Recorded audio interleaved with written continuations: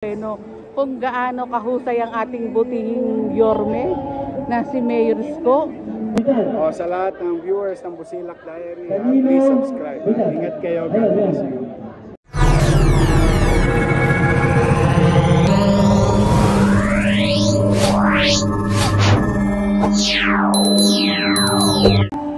Hello mga kabungiskis, welcome back again to another vlog. Ito po si Busilak's Diary. Hatid ang mukha ng balita. Kaya po tayo, grabe, makapanindig balahibo nga po itong pagbabago ngayon dito sa may Quiapo.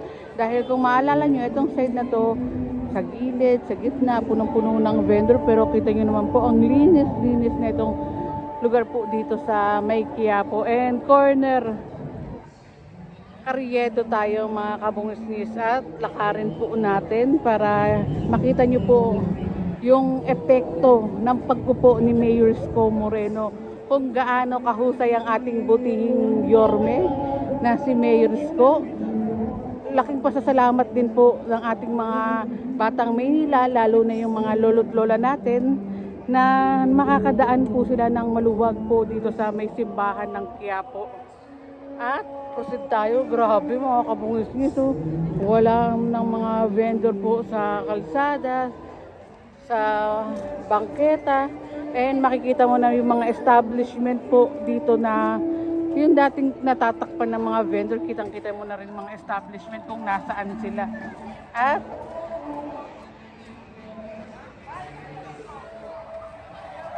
At laking kaginhawaan po eto sa mga nagsisimba nga po, etong kaluwagan dito po sa may Quiapo.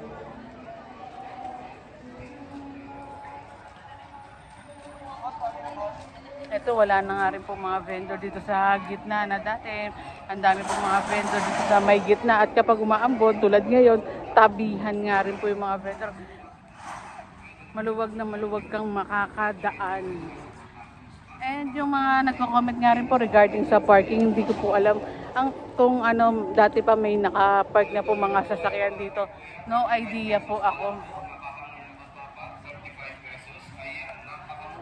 Ayun, kita-kita mo na yung Amis Restaurant to. Kasi may nag-comment sa atin, kita na daw yung Amis Restaurant. Ayun, shoutout pa natin And puntahan natin itong mga lugar, mga kainan na nag-trending kung nandito pa po ba sa Carriedo.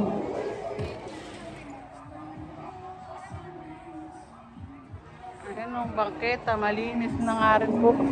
Iba talaga kapag ang nakaupo ay talaga nga naman tapat at totoo.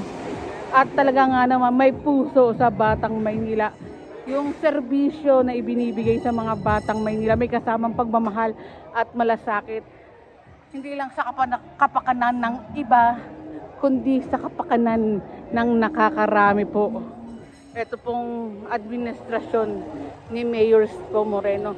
And sa mga nagtatanong, no idea po ako kung saan po ilalagay yung mga sikat na vendor po, nag-trending na mga vendor po dito sa may Carriedo.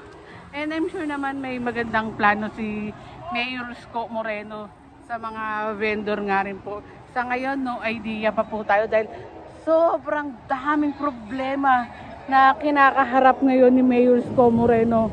Tulad ng problema sa basura, na salamat din po sa Lionel na nagbigay ng free ng ilang araw, 1 or 2 araw para malinis po yung mga basura sa Kamaynilaan. Salamat po sa Lionel na nagmalasakit din po sa mga Batang Maynila.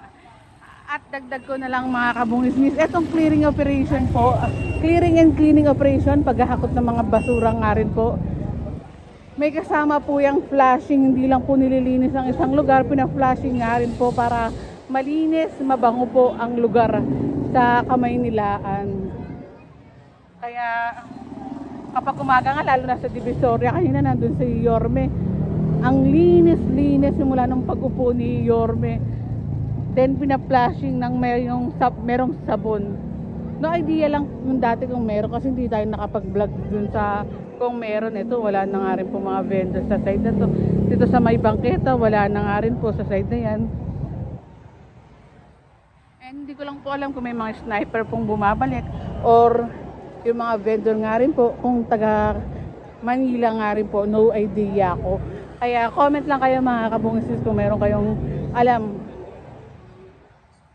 Dahil ang Divisoria, bantay sarado din po yan. Bawal po yung mga sniper o yung mga tulongges. Sa pamahalaan ni Mayor Isko Moreno, bawal ang tulongges. Meron kayong paglalagyan sa gobyerno ni Yorme. Dito naman tayo sa side na to. Ayan na mga kabungis, sa time check tayo.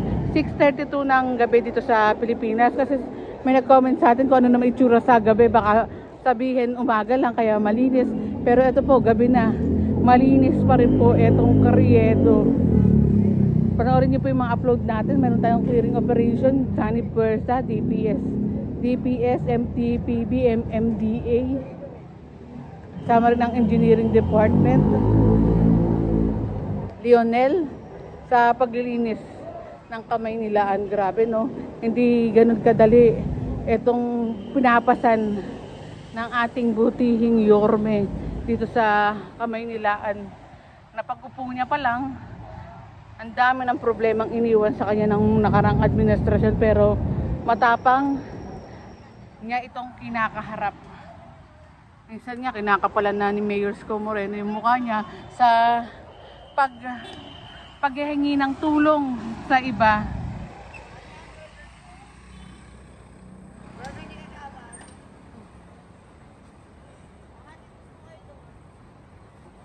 At dito tayo mga kabungisnis, tingnan natin yung iba pang mga vendor. Wala na rin po yung mga vendor po, yung burger ni Kagawad.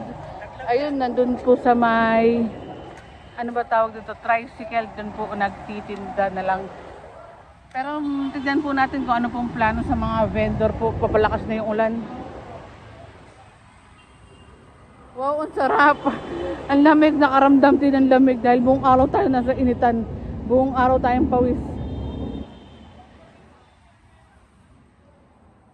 And shout out din po sa ating mga masisipag na magigiting na mga kapulisan na nakabantay din po dito sa Carriedo, Quiapo, Manila.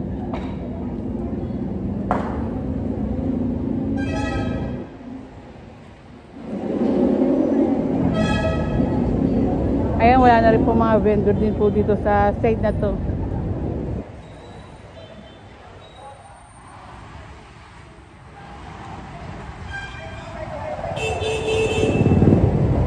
At punta naman tayo sa isa pang lugar dito sa may Quiapo. Update natin yun mga kabungis-nis.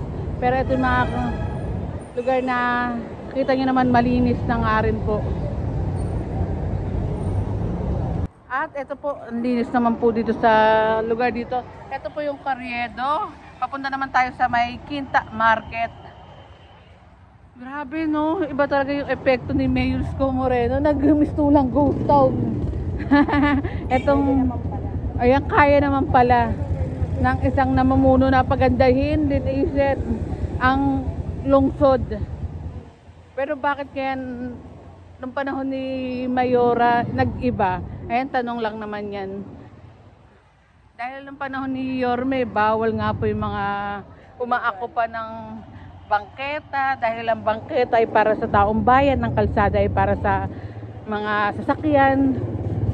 Pero yung dumating yung time, pati kalsada, kahit gitna na ng kalsada, naging lugar po ng ating mga vendor. Sa mga vendor nga rin po, may mga nagko-comment nga rin po na sana kumita na rin sila sa Carriedo, na kumuha na rin sila ng legal na pwesto. Ayan, sabi ng mga manonood yan. Dahil nga, eto nga, binabalik na sa taong bayan yung kalsada at bangketa.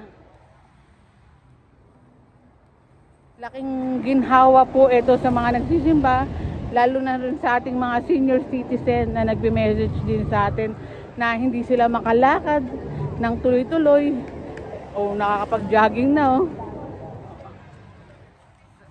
dahil sa sobrang luwag. Then yung mga sasakyan nakakadaan na nga rin po ng maluwag. Salamat Mayor Isko, ikaw ang anghel. Ikaw ang super Isko. Anghel na binaba ng langit para sa mga tao nga rin.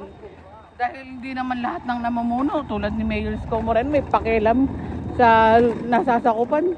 Yung iba namumuno, period.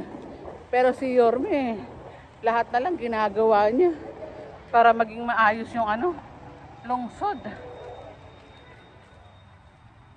Tumitingin-tingin lang tayo sa dinadaanan natin, syempre.